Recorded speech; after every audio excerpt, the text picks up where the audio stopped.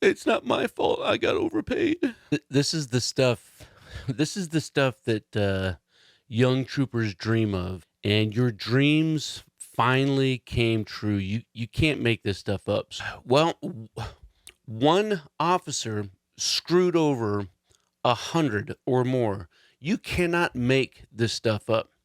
And so this is going to, I think, really connect with a lot of folks out there who have been overpaid and underpaid by the military, and we know how much of a big freaking pain in the butt it is to get our pay right. Let me know down in the comments if you've ever had a pay issue and how long it took. Like, I know up here in Washington, it has taken some dudes 4 to 6 months to get simple pay stuff right. But the thing is, like, when it's wrong, and when you're wrong, and when the government is wrong. But here it is. We have some Navy officers out here, uh, a, a, a commander that's an O5 who thought that apparently she was going to get over uh, by $12,000 or more a year. And you can't make this kind of stuff up. So we're going to dig into this. I'm going to leave a link in the description if you want to go read the full article.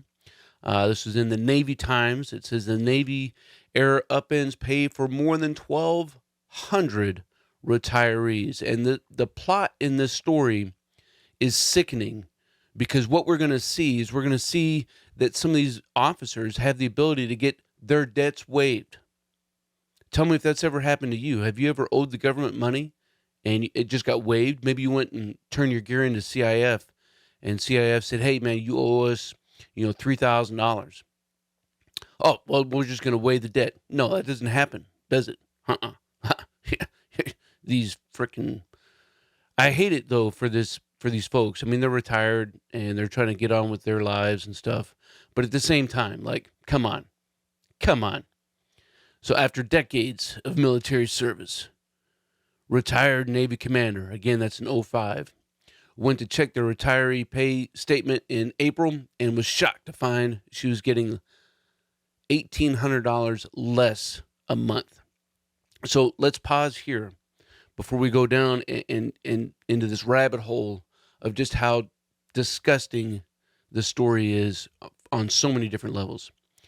A O5, if you retired at 20 years, which we're going to see that these folks did not, paycheck is about $10,000 a month, right? So your retired pay at 20 years would be, roughly, $5,000 a month.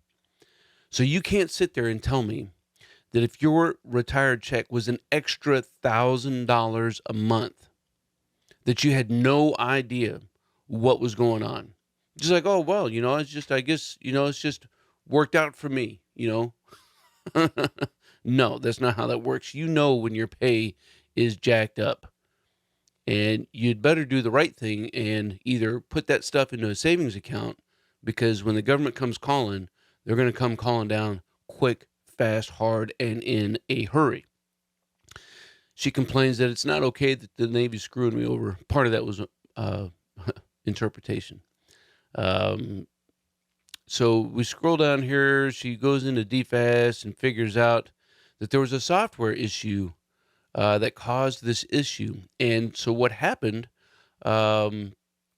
was that the software glitch allowed service members, particularly those in the medical profession, that they took a break and they went to school. And so those 4 years of school, these folks retired at 16 years with the benefit of retiring at 20 years. I mean, who wouldn't want that, right? And the way that this was addressed was that somebody had done the right thing. They had noticed that their pay was too high. And they went and they contacted DFAS and hey, they raised their hand and said, "You're paying me too much money."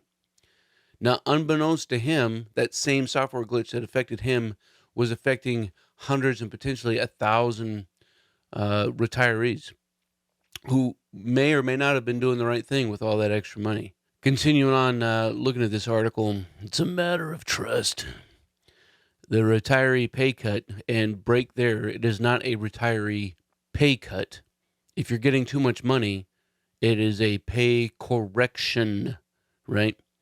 is just the latest Navy-related pay and personnel issue to affect people taking too long to get their DD-214 discharge paperwork.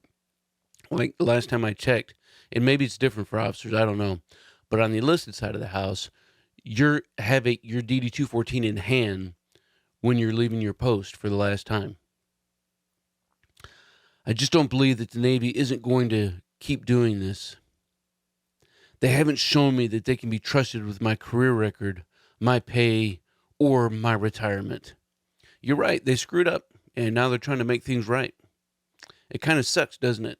Like, you're not going to have any E3 or below, any junior enlisted service member cry over your spilt milk of you losing $1,000 a month. Like, let's put this into perspective. This is just absolutely redonkulous. Complains that the retiree pay adjustment has upended her carefully calibrated retirement plans.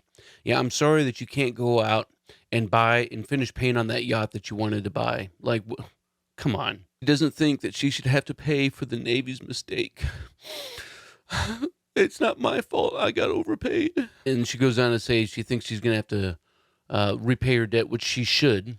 But with interest, that's not how those debts work. No, it takes forever if you submit a pay inquiry or a request to change a pay, whether you're talking about BAH, whether you're talking about BAS, start and stop, that it takes forever for DFAS to get this stuff right.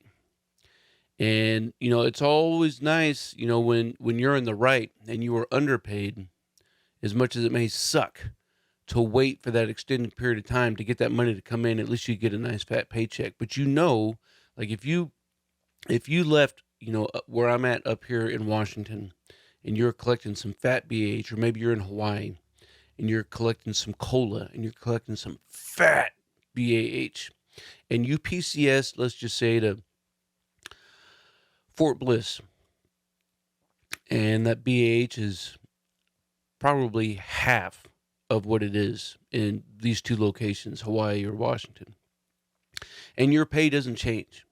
You can't walk around thinking that everything is okay, that the military is never going to find out that you're getting overpaid. And when they do find out, they're going to come for their money. Right? So, team, part of me rejoices in this story, knowing that the struggles and the pains that so many enlisted service members face in dealing with getting their pay straight happens to officers too, right? It happens to them. And obviously this is a big cut, big change. And part of me is upset, because it sucks getting your pay jacked up. And so I just think that the entitlement that this particular commander has, retired commander, the entitlement to sit there and say that I shouldn't have to pay, it shouldn't have to cost me, even though I got too much money, and I should be able to get my debt waived. And meanwhile, knowing that is exactly what does not happen to everybody else. Tell me if you go to CIF and you owe them $300 when you're PCS, and if you can just have that debt waived off, man, you're going to have to stand in that line 10 times to turn something in because there's a smidgen of dirt on it.